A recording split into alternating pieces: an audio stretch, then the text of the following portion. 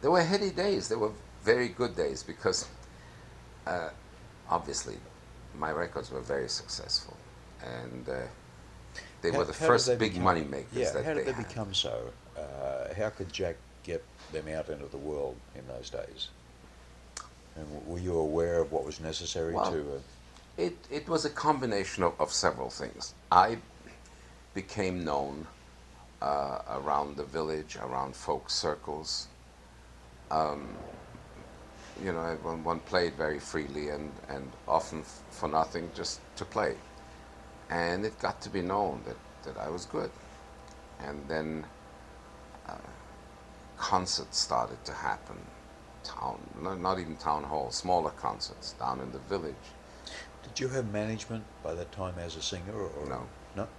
So who booked you? Who? How did the concert bookings occur? Came from Jack. Oh, Jack became my manager. He was at one point my manager, but at Formally that so, formally so. or? At that time, not formally. Mm. You just say, "Would you like to do this? There's a thing happening down here at the circle in the square on their dark night.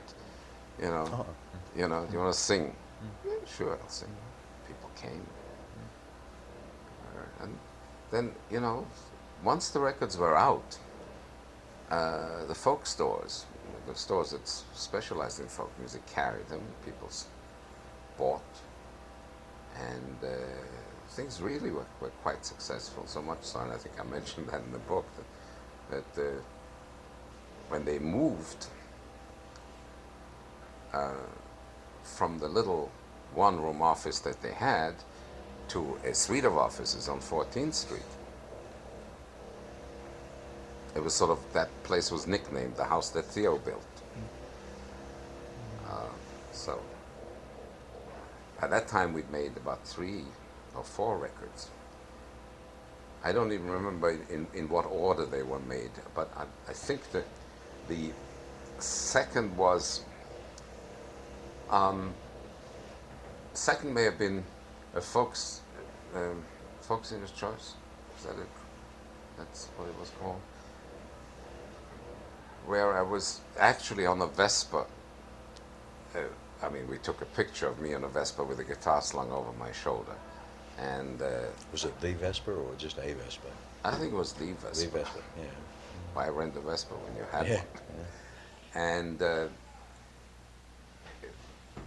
that was songs from all over the world, bits and pieces that I knew. Not bits and pieces, they were full songs, whole songs, but they came from from my repertoire, from my knapsack, as it were. They had no theme to them as such. They're just things I knew and that I'd done at parties. And we decided, all right, let's do a grab bag of folk music.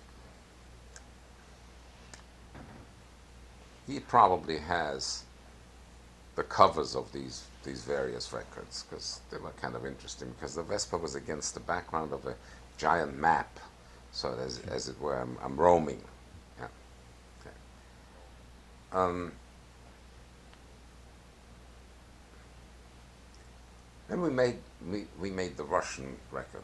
That was really, I mean, between the Jewish albums, not necessarily the Hebrew one, which was the first one, but the ones in Yiddish, and the Russian ones. That really was what uh, was exceedingly successful.